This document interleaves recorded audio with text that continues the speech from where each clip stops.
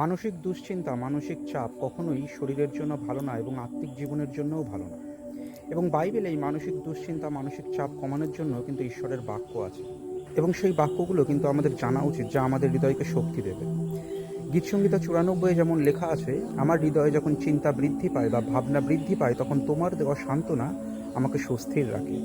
অর্থাৎ এই বাক্য দেখে আমরা প্রভুর কাছে প্রার্থনা করব যে, প্রভু তুমি আমাদেরকে সান্ত্বনা দাও, আমাদের হৃদয়কে সুস্থির রাখো। সংহিতা 138 লেখা আছে, যেদিন আমি প্রার্থনা করলাম ঈশ্বর সেই দিনই আমাকে উত্তর দিলেন, আমার প্রাণে উৎসাহ তিনি জুগিয়ে দিলেন। অর্থাৎ এই বাক্যটাও আমাদের মনে সাহস যোগায় যে আমরা যদি প্রভুর কাছে প্রার্থনা করি, পিতা পুত্র পবিত্র আত্মায় যে এক ঈশ্বর, যীশুখ্রিস্ট আমাদের একমাত্র ত্রাণকর্তা, সেই এক ঈশ্বর সদাপ্রভু, তার কাছে যদি আমরা প্রার্থনা করি, তিনি আমাদের হৃদয়কে সঞ্জীবিত করেন। 2 করিন্থীয় 1 অধ্যায়ে একটি সুন্দর কথা লেখা আছে যে ঈশ্বর আমাদের সমস্ত ক্লেশের মধ্যে আমাদের সান্ত্বনা দেন। তিনি আমাদের ক্লেশ থেকে সঙ্গে সঙ্গেও বার করে আনতে পারেন, অথবা কিছুটা সময়ও লাগতে পারে, কিন্তু এইটুকু নিশ্চিত যে আমাদের ক্লেশের মধ্যে তিনি আমাদের সান্ত্বনা দেবেন। এই বাক্য ধরেও আমরা ঈশ্বরের কাছে প্রার্থনা করব যে তুমি তোমার বাক্য বলেছো যে ক্লেশের মধ্যে সান্ত্বনা দেবে, তুমি সেই সান্ত্বনা আমাকে দাও।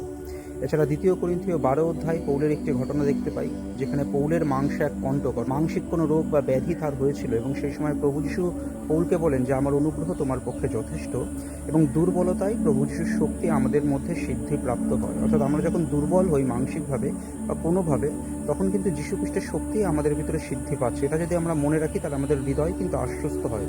এবং পৌল বলছে যে এই জন্য যখন কোনো ক্লেশ, সংকট, তাড়না, অনটন ঘটে, তখন আমি শ্লাঘা করব বা আনন্দ করব প্রভুতে, কারণ প্রভুর শক্তি আমার উপরে আছে। এবং কখন পৌলের এই সমস্যাটা হয়েছিল? যখন পৌল নিজে একটা ভুল করেছিল। পৌল সেটা স্বীকার করেছে, সে কিছু ভুল করেছে বলেই পুরো এক শাসন সে পেয়েছে, এবং তাও পৌল বলছে যে যখন এরকম প্রভুর শাসন আসে, সেটা নিজের ভুলের কারণে হোক, তখন আমি আনন্দ করব, কারণ প্রভুর শক্তি এইভাবে আমার ভিতরে সিদ্ধিপ্রাপ্ত হয়। যারা প্রভু যিশুকে একমাত্র মুক্তিদাতা হিসেবে বিশ্বাস করেছে, সত্যরূপে হৃদয় গ্রহণ করেছে, তারা প্রভুর শাসন পেতে পারে, কিন্তু প্রভু তাদের কখনো ছেড়ে দেন না, কারণ প্রভু তাদের স্বর্গে গ্রহণ করবেনই করবেন।